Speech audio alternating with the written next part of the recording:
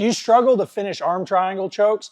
If you're anything like me, I used to get in on arm triangle chokes and I would squeeze for the life of me. And I was really the guy that would come out and I felt like I had a pretty good bite and I would squeeze and just couldn't get the tap.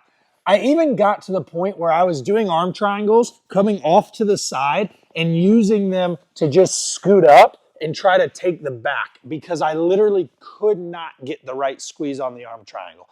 If that's you, watch this video.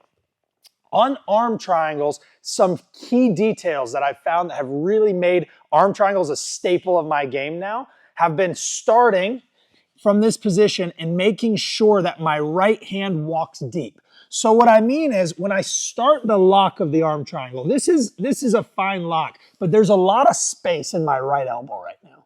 And I need to take that away. And it is not enough for me to just walk my hand in. What I want to do is take my left hand and push on Max's armpit or his lat. And now I'm going to take my right hand and I'm going to physically punch the floor and walk my hand across to take all that space away. If you notice, I've now taken all the space away on my right elbow. From here, I'm going to connect my hands and I want to make sure that my right hand is palm down. So I go right hand palm down and I want to place my head as close behind Max's as possible. From here, I'm going to open my left elbow wide and I'm going to start to sprawl my left hip to the floor. I want to get low off to the ground. I sprawl and sag. My final step from here is to flex my right bicep and I get a super strong finish on this arm triangle.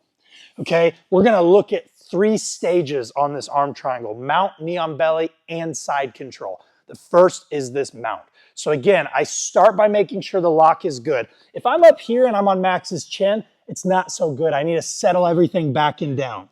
Now I disconnect my hands and I push with my left to then punch the floor with the right to take all the slack away. Once I have the slack away, I connect my hands and I make sure right hand is palm down. My head goes behind Max's and I start by opening my elbow and then sprawling my left hip to the floor. Once I have the hip to the floor, I simply flex my bicep and I get a really strong finish. The bicep flex on this is a big key. Instead of a traditional choke where we squeeze our elbows and everything together, I'm just here and it's a slow burn as I just put a little flex in my bicep. Makes the world of difference. Some guys are really tough or maybe really broad-shouldered, kind of thick neck. It's hard to finish them from mount. That's okay. We move into our second stage, which is going to be the knee on belly finish. So I do everything the exact same. I connect my hands. I sag. Now Max is just really tough here. I feel like I can't finish him. I'm going to pull my right heel to my butt and I'm going to bring it across his hip.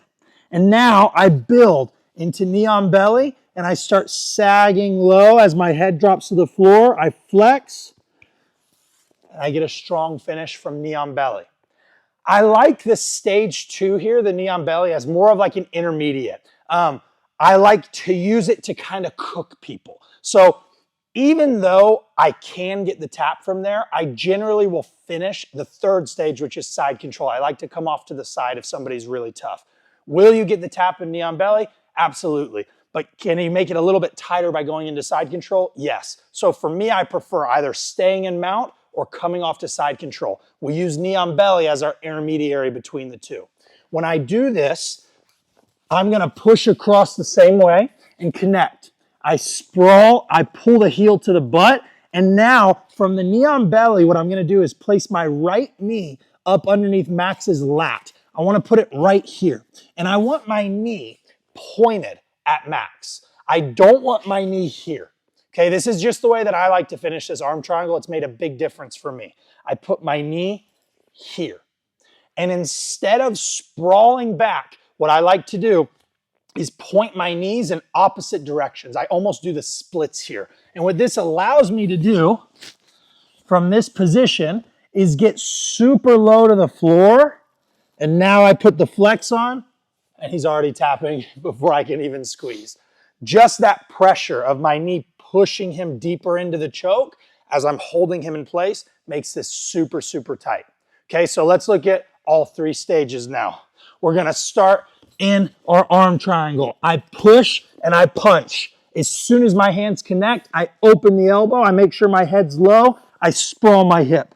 From here, I flex the bicep, stage 1. I pull my right heel to my butt. I come into knee on belly. I flex the bicep, stage 2. From here, I take my right knee, I put it right in Max's lap. I post my left leg, and I want to bring my knees far apart from each other, head to the floor. I flex, and I get 3 super strong chokes using an arm triangle finish. Again, guys, this was a position that I could not finish for the life of me, really up until about 2 years ago. And now it's a big staple in my game. I feel really confident attacking arm triangles, all from those little tips. So hopefully it helps you out too. If you want to see a ton more submission threats, sweeps, fundamentals, everything we have from white belt to black belt, you can click right here, go to coreprobjj.com. You can even try it out for free for 7 days.